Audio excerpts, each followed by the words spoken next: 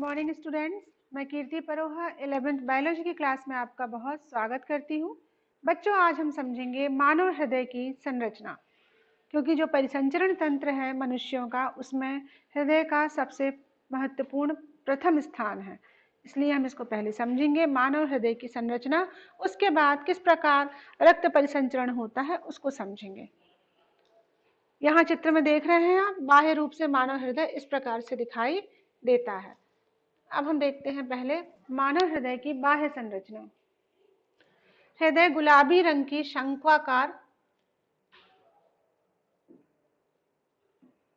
हृदय जो है वो गुलाबी रंग की शंक्वाकार रचना, शंक्वा अर्थात कोनिकल शेप टाइप की, जो खोखला एवं मांसल होता है। ये वक्ष गुहा में दोनों फेफड़ों के बीच अधर तल की ओर कुछ बाईं ओर स्थित होता है।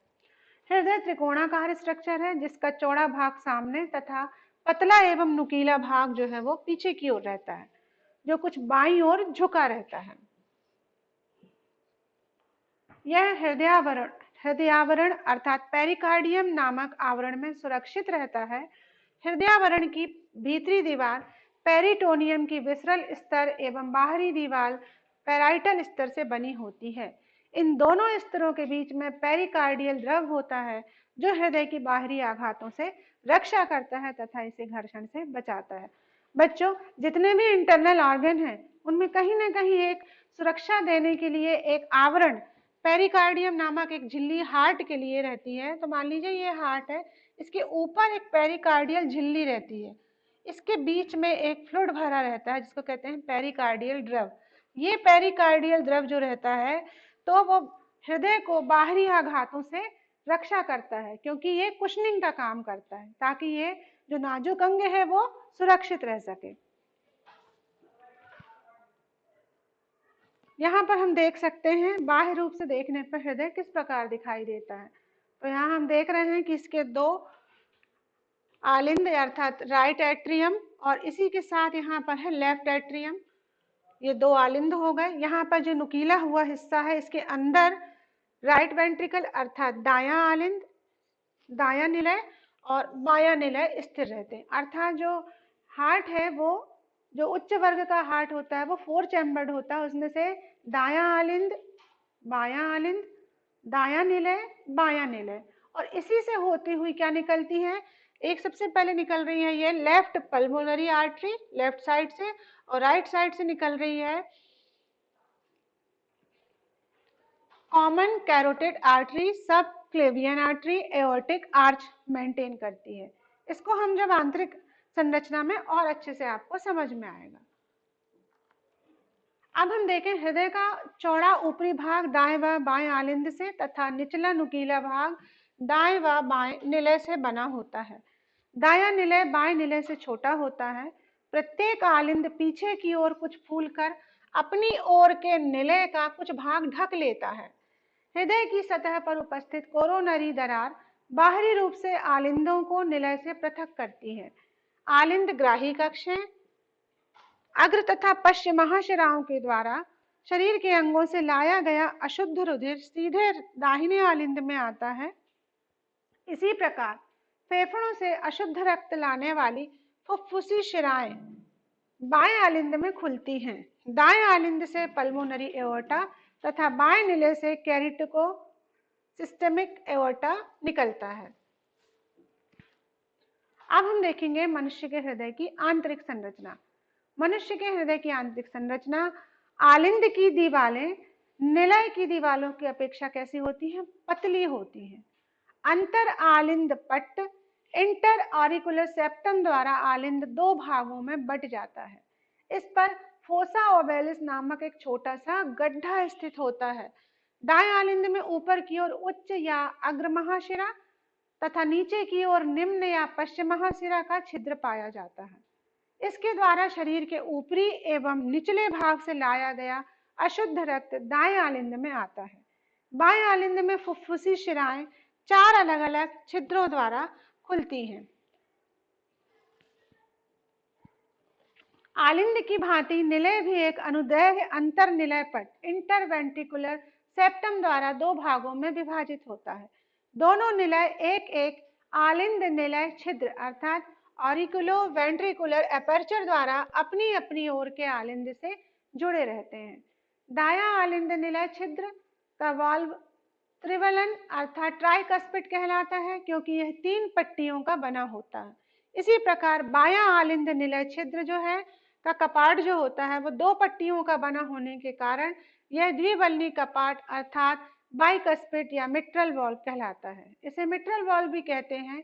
इन कपाटों की पट्टियां हृदय रज्जु अर्थात कॉर्डी टेंडिन के द्वारा वेंट्रिकल की भीतरी दीवार पर स्थित पेशी स्तंभों से जुड़े रहते हैं। ये वॉल्व जो है रुधिर को केवल आलिंद से निलय में ही जाने देते हैं। अब यहाँ पर अगर हम देख रहे हैं तो एक आ रहा है यहाँ पर ट्राइकस्पिड कपाट अर्थात त्रिवल्नी कपाट और एक आ रहा है बाइकस्पिड कपाट। जो जहां पर आलिंद और जहां पर ये निलय स्टार्ट होता है उसके बीच में ये कपाट पाए जाते हैं। इनका काम क्या है कि अगर रुधिर आलिंद से निलय में तो आने को देते हैं, अलाउ करते हैं, लेकिन वापस निलय से ये जो रक्त को ऊपर जाने नहीं देते हैं। इनका काम मेन ये रहता है, ये आपसे पूछा जा सकता है ऑब्जेक्टिव टाइप के क्वेश्चन में। दाएं निलय के अगले भाग से पल्मोनरी चाप तथा बाएं निलय के अगले भाग से कैरिटिको सिस्टमैटिक चाप निकलती है। दोनों चाप के द्वारों पर 3-3 अर्धचंद्राकार वॉल्व स्थित होते हैं जो रुधिर को केवल निलय से चापों में ही जाने देते हैं। दाएं निलय से निकलकर पल्मोनरी चाप बाईं ओर घूमकर कैरिटिको सिस्टमैटिक चाप के प्रति पृष्ठतल से होती हुई हृदय के पृष्ठतल की ओर पल्मोनरी धमनियों में बट जाती है। इस प्रकार बाएं निलय से निकलकर कैरिटिको सिस्टमैटिक चाप पल्मोनरी चाप के पृष्ठतल की तरफ धमनियों में बट जाती है।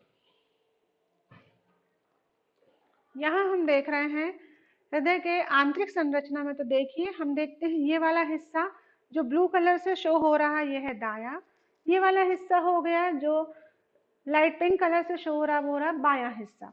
इस प्रकार से ये 2 प्रकार ऐसा ये 4 चैम्बर्ड हमको स्ट्रक्चर दिखाई दे रहा है।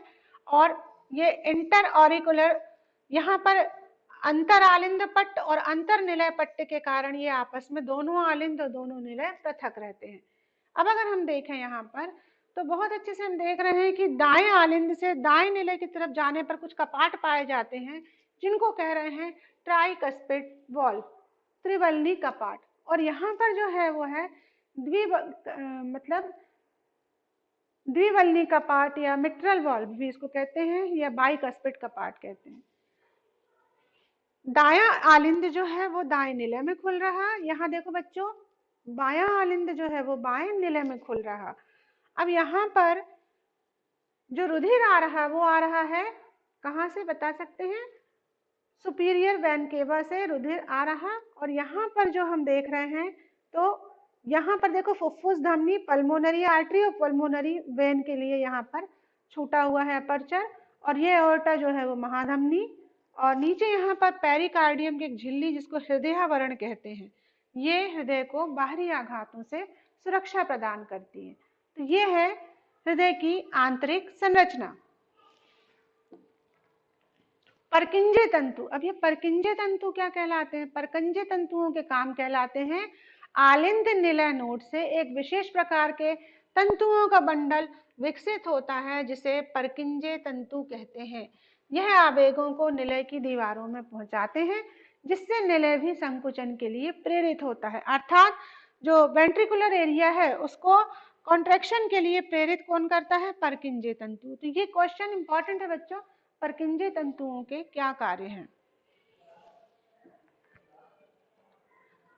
अब मानव हृदय को पेशीजनक या मायोजेनिक इसलिए कहते हैं क्योंकि ये विशिष्ट पेशी तंतु ऐसे नोड के कारण हृदय स्पंदन का प्रारंभ स्वयं हृदय पेशी द्वारा होता है। मायो यानी पेशी और जैनिक यानी उत्पन्न करने वाला।